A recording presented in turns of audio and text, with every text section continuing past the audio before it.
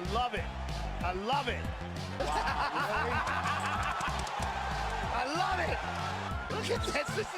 This is the greatest thing I've ever seen. Hey, I'm not surprised.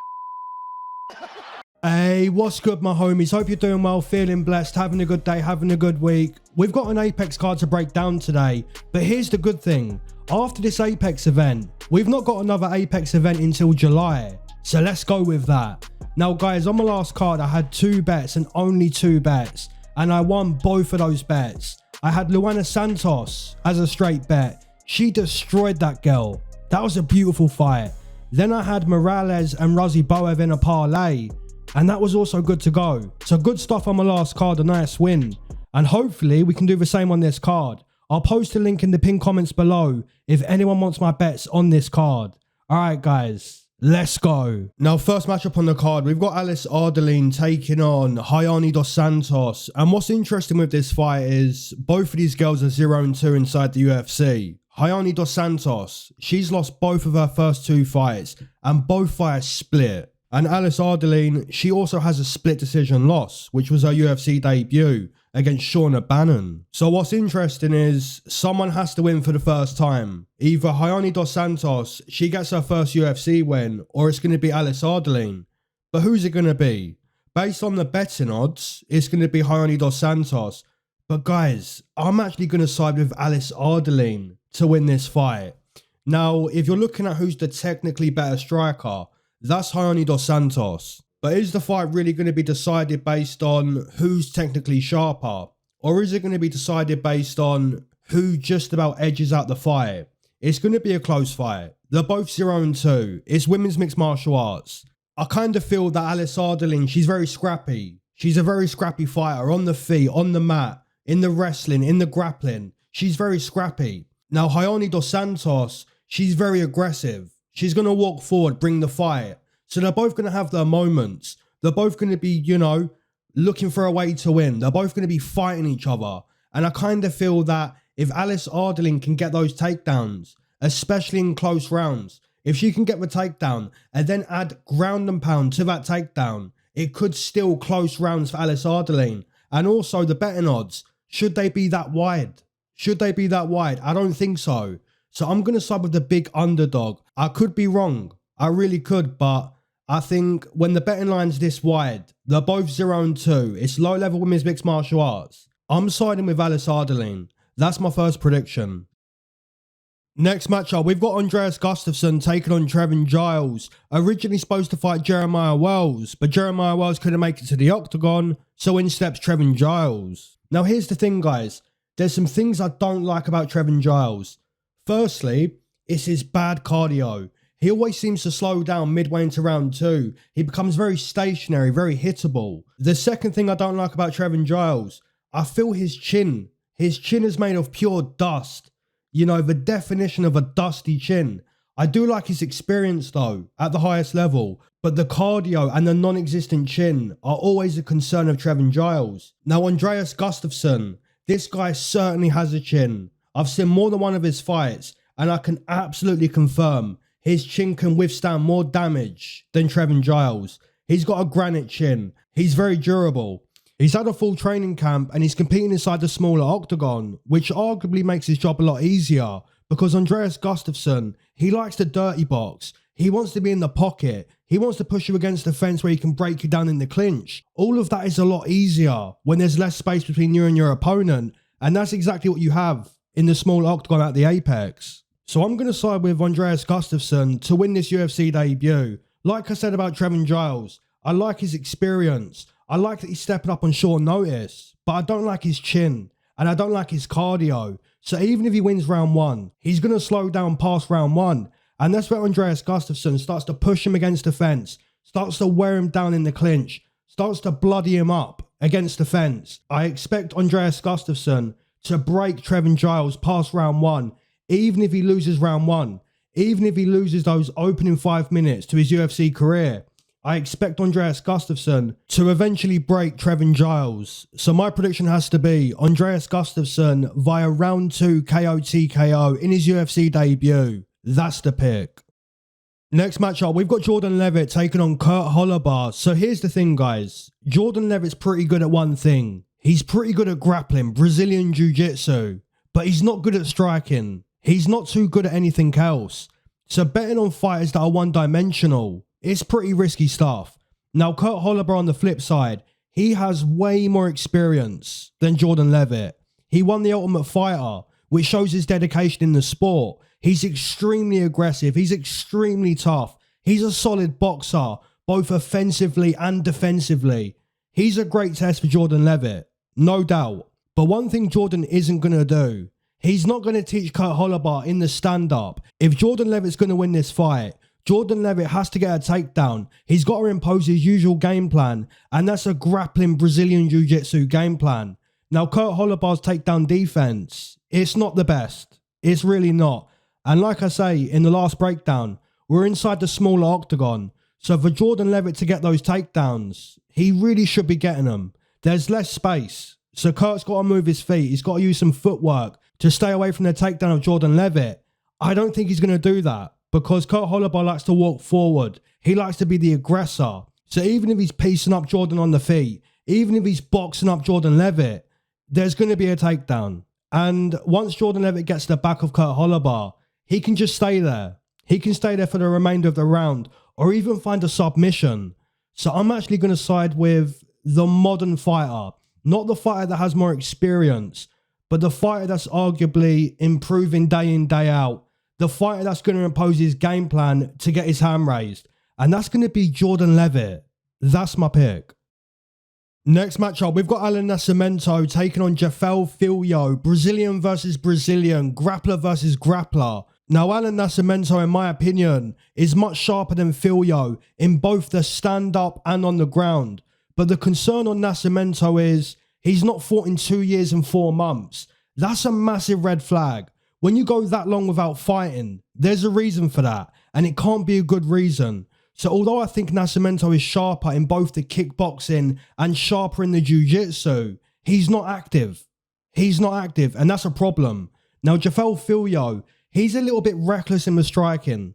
You'll see him when he swings those punches, he goes very wide. He's a little bit untechnical in the stand-up, but he's got power. So even though he's lacking the technique, he makes up for it with the power. Now, his grappling certainly isn't lacking. That's exactly what Filho's best at. He's a jiu-jitsu practitioner. So guys, my prediction has to be the Brazilian I believe to be sharper, and that's Allan Nascimento. But if Allan Nascimento shows up and starts to quit past round 1, if his cardio suddenly isn't good or his speed's gone, he's just not as sharp as what we've previously seen. That's all down to inactivity. That's down to potential injuries on the side of Allan Nascimento. He's not fought in 2 years and 4 months. That's a red flag. It's a red flag. But I am going to side with Allan Nascimento purely because when we last see him, his striking's good. His jiu-jitsu's good. It's all good on the side of Allan Nascimento. What's not good is the inactivity. So we're going to see this weekend. Is Allan Nascimento good to go? We're going to find out. That's my prediction. Next matchup, we've got Zach Reese taking on Dusko Todorovic. Guys, here's the thing. Dusko Todorovic is so washed. After his knee went to Snap City, he's never really been the same. And guys, by the way, you don't want to go to Snap City. You want to go to Money City. Trust me, there ain't no coming back from Snap City. And that's exactly where Dusko Todorovic went. He snapped up his knee. And that's a red flag because obviously you need an actively working kneecap in combat. And we've got Usman coming up soon. Let's not get into that breakdown yet. Guys, Zach Reese, essentially round 1 or bust. Zach Reese didn't go to Snap City the same way Dusko Todorovic did. But Zach Reese in his last fight, he went to Shadow City to visit the king, Mr. Ben Askren. Zach Reese got dusted. But here's the thing, guys. I actually think Zach Reese probably gets back to winning ways against Dusko Todorovic. If the fight extends past round 1, then maybe Dusko has a chance. But I actually think Zach Reese round 1 TKO or even round 2 TKO, it's possible. And that's exactly what I'm going to predict. I'm going to take Zach Reese to get it done in round 2 against a very washed Dusko Todorovic. Now, if I get this prediction wrong and Dusko Todorovic proves me wrong, then all the credit. But anytime you go to Snap City, it's a massive red flag. So I'm going to take Zach Reese. That's my pick. Moving into the next matchup, we've got Ketlen Vieira taking on Macy Chiasson, aka Female MGK. Hey guys, listen, if you've been listening to my channel for some time, you know Macy Chiasson, aka Female MGK, has always been one of my favourite fighters. I took her at plus 200 against Norma Dumont. She took me to Money City. I took her at plus 120 against Mayra Bueno Silva. She took me to Money City. I took her both times against Pani Kianzad. She took me to Money City. I bet against her when she fought Irene Aldana. She took me to Money City. Female MGK has a tendency to bring me to the promised land of Money City. She's big. She's tall. She's physical. She's a quality grappler. She's a problem. Is Macy Chiasson, aka Female MGK. But here's the thing, guys. Ketlen Vieira can match her and potentially outmatch her in the physicality. Ketlen is also big. She's physical anywhere the fight goes, in the stand-up, against the fence, on the ground. She's arguably the better boxer. She's got the bigger punches. And because of that, I'm going to have to pick against one of my favourite fighters of all time. I'm going to have to pick against Female MGK. I'm going to pick Ketlen Vieira to get a nice 29-28 against one of my favourite fighters. Next matchup, we've got Dustin Jacoby taking on Bruno Lopes, and this is quality matchmaking by the UFC. It's certainly a good matchup. Now, I think Dustin Jacoby, he's the technician in this fight. He's got the footwork. He plays the calf kicking game. He's trying to hit and not get hit. Whereas Lopes, he's more about imposing his physicality. He's more about imposing his power. If he can push Jacoby against the fence to slow him down, he's going to do that. If he can clip the chin of Jacoby to get the knockout, he's going to do that. But I do think Dustin Jacoby, he's the technician. And I've said it multiple times on the breakdown. The smaller octagon, it's a problem. For some fighters, it's a problem. And I think it's a problem for Dustin Jacoby because Dustin wants to utilise footwork. He wants to maintain the range. He wants to play the technical kickboxing game. And that's not easier to do when there's less space to work with. So Bruno Lopes, in a way, has the advantage. But I still think Dustin Jacoby finds a way to win. He's got so much more experience. He's fought much better competition. Yes, he's aging and he's maybe past his absolute best. But I think he's still good enough to teach someone like Bruno Lopes a nice lesson in the stand-up. Even if Bruno brings good adversity his way. And I expect him to do that. You know, push him against the fence. Try to wear him down. Try to crowd the kicker with the powerful punches. I expect Bruno Lopes to do well in this fight, but I expect Dustin Jacoby to just be that higher level fighter, to just find a way to win. Even if Bruno brings adversity, I expect Dustin Jacoby to overcome that adversity and to win this weekend. So my prediction has to be Dustin Jacoby. Ramiz Brahimaj taking on Billy Ray Goff, now taking place at 170 welterweight. Not entirely sure that'll change the fight too much or the game plans of these fighters. Now, Ramiz Brahimaj, he needs to wrestle. He needs to grapple. And when you look at his last fight, when you see the way Ramiz got a beautiful KO stoppage against Mickey Gall, you may think, oh, he doesn't need to wrestle. He can just strike in this fight. Not really. Not really. Because one knockout win doesn't make you a traditional striker. So Ramiz needs to follow the right game plan. And that's a wrestling game plan, a grappling game plan if he's going to win this fight. Now, Billy Ray Goff is essentially a punch bag. He's extremely hittable. And that's because he wants that striking fight. He marches into the fire, looking to bring his own fire. He's very entertaining to watch. But from a gambling perspective, I think he's pretty low level. And it's very risky to bet on someone that has non-existent striking defense. Ultimately, it's going to be wrestler versus junkyard dog. And I'm going to predict Billy Ray Goff to win this fight. But he's definitely not making my betting lineup. No way. And to be honest, guys, most of these fights aren't going to make it to my betting lineup. I only had 2 bets on my last card. And I won both of those bets. So maybe on this card, I just bet 1 or 2 fights. But yeah, this is certainly a fight that's not going to make the betting lineup. But I am going to side with Billy Ray Goff to get it done. That's my pick.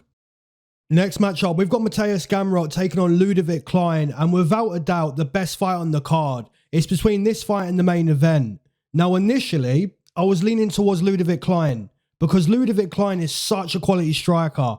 His range management is good. He's fast at throwing both punches and kicks. He's technically good at throwing both punches and kicks. His left high kick, it can stop anyone. His stand-up is extremely good, and it's probably too much for Gamrot on the feet. But then I realised the fight's taking place in the smaller octagon, and Gamrot, as we know, is a wrestler, and the smaller cage favours the wrestlers.